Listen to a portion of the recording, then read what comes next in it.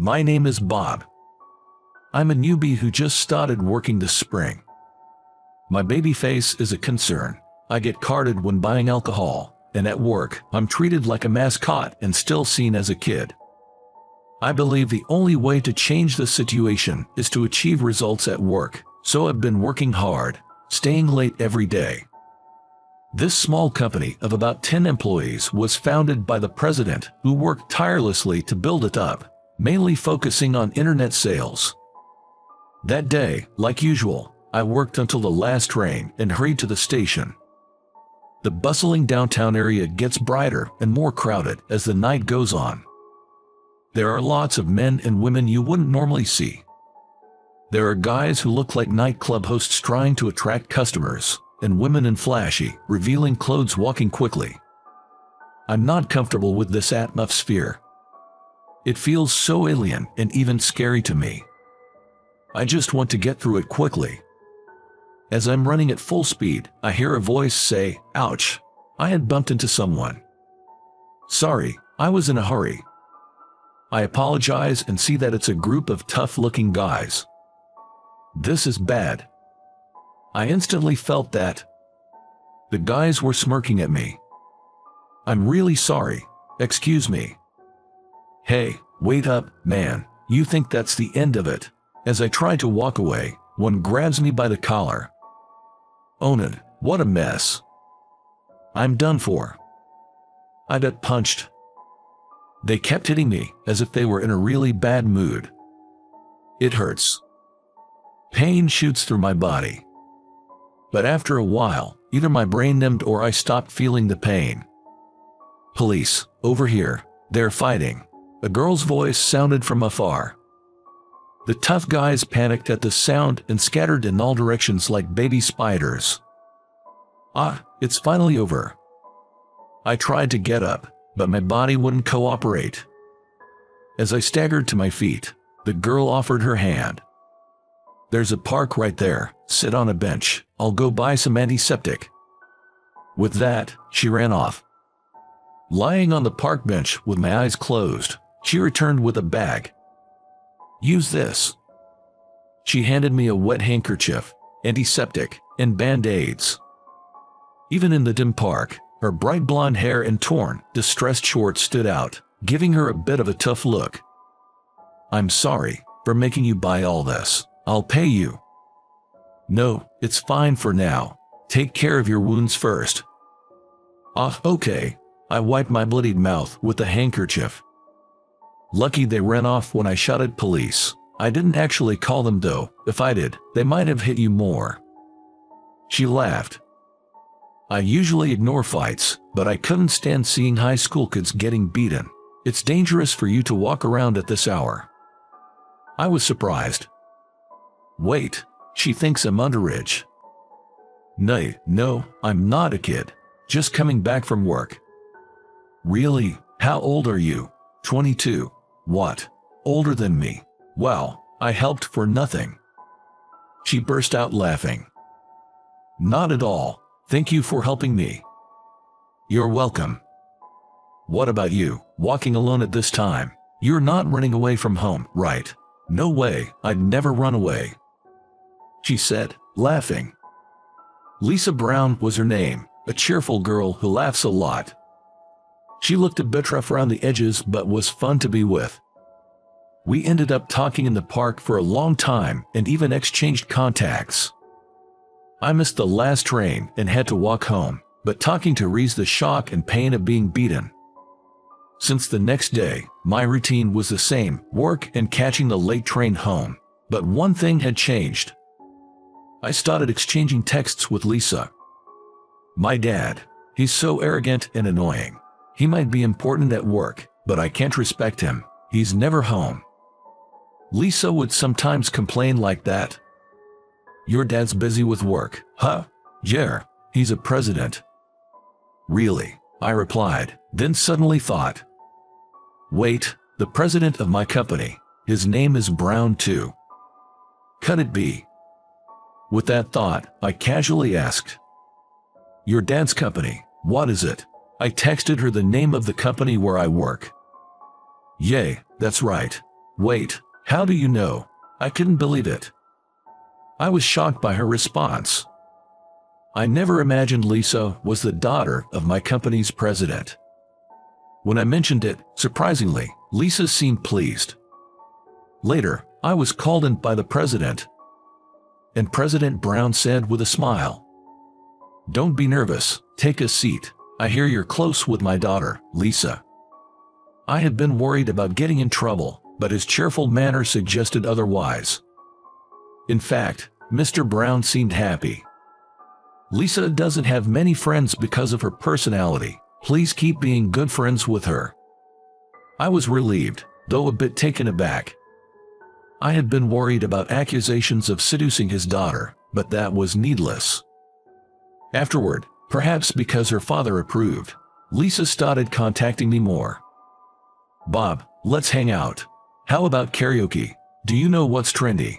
I've been curious about the cake buffet at that store. Let's go together. Our goal is to eat 10 pieces each."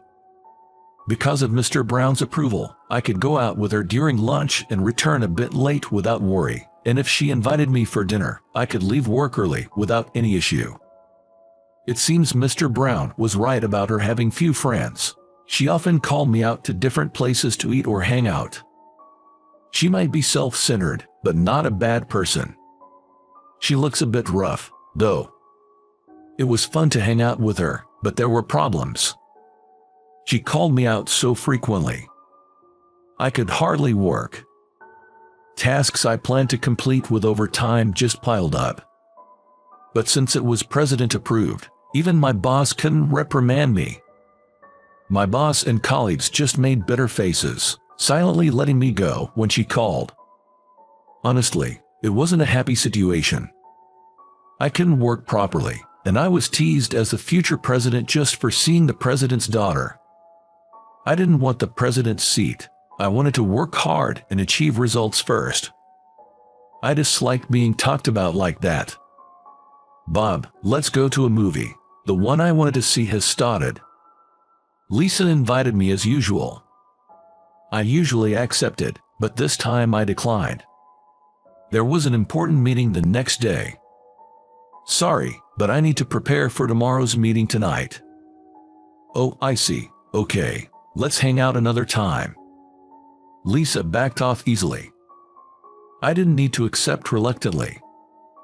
Feeling relieved, I could finally focus on work. That's it. I can just sane it for a while. I declined her invitations the next day and the day after, citing work. When I started on the accumulated work, I was alarmed by how much there was. I need to hurry. Before I knew it, I had declined her invitations for a week straight. Then, the following week, Mr. Brown suddenly called me in. "Bob, it seems you're avoiding my daughter. Your attitude is too blatant. Quite a terrible thing to do." Well, it's fine. From tomorrow, you'll work in the warehouse, so you don't need to come to this main office." What? I was caught off guard by the sudden news. I remembered what the office lady had said before. When the company wants to let an employee go, they make conditions tough so they'll quit on their own. And there were rumors that the warehouse was exactly that kind of place.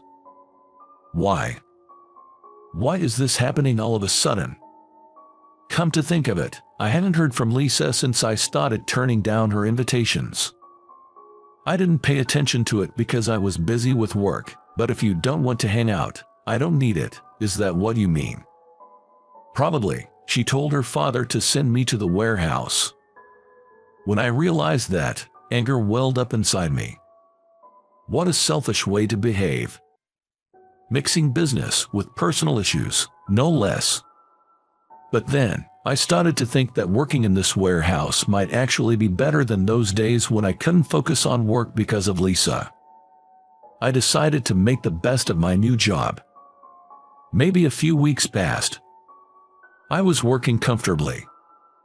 The shipping and management tasks in the warehouse, finding ways to improve and increase efficiency, I found a certain satisfaction in these. No matter the situation, changing my perspective helped me find motivation in my work. It's all about attitude. Then, one day, I received a text from Lisa for the first in a long time. She didn't contact me since I had declined her movie invitation, and I didn't contact her either. What could she possibly want now? Thinking this, I opened the text and was speechless. "Help me." That was all Lisa's text said. What does she mean? Thinking it was some kind of prank, I simply replied, "What's wrong?" But even after 1-2 hours, there was no reply from her. Maybe I'll try calling her during lunch break. Just as I was thinking this, Mr. Brown suddenly came into the office. "Bob, are you here?" "Mr. Brown, what's going on?" "Bob, help Lisa." Mr. Brown looked pale as he handed me his smartphone. There was an email on the screen with an attached image. "Lisa, she's been kidnapped." She looked like she was about to cry, but there seemed to be no injuries. The text read, "We'll contact again." What's this about? Lisa apparently left home after a heated argument with her father, Mr. Brown. It seems the argument started over my being transferred to warehouse duties. The heated exchange led Lisa to storm out of the house. A few hours later, Mr. Brown received a text. "I've been told not to call the cops. It might be wrong to ask you, but please help Lisa. I'm begging you." Mr. Brown, with tears in his eyes, begged me. The text from Lisa read, "Help me. It wasn't a prank, then. Things have gotten serious." I rushed out of the office. I tried replying to Lisa. "I'm coming to help. Where are you?" A few minutes later, I got a reply. "The red abandoned building in the downtown area." I forwarded the text to Mr. Brown and ran to the location. I recognized the place immediately. I always passed that building on my way to the main office. "Lisa," I burst through the door. Inside, several rough-looking men and Lisa, seated on a chair, were present. The men approached with angry faces. "What do you want? You looking for trouble, huh?" I had rushed in without any weapon. I had no plan of action. "This is bad. I'm going to get beaten up." The men approached menacingly, and I felt fear. I wanted to run. But if I ran, Lisa would be left behind. A desperate situation. Just as I closed my eyes, accepting my fate, I heard police sirens outside. The sound stopped right in front of the building. To our surprise, police officers burst in. "Freeze! Give up!"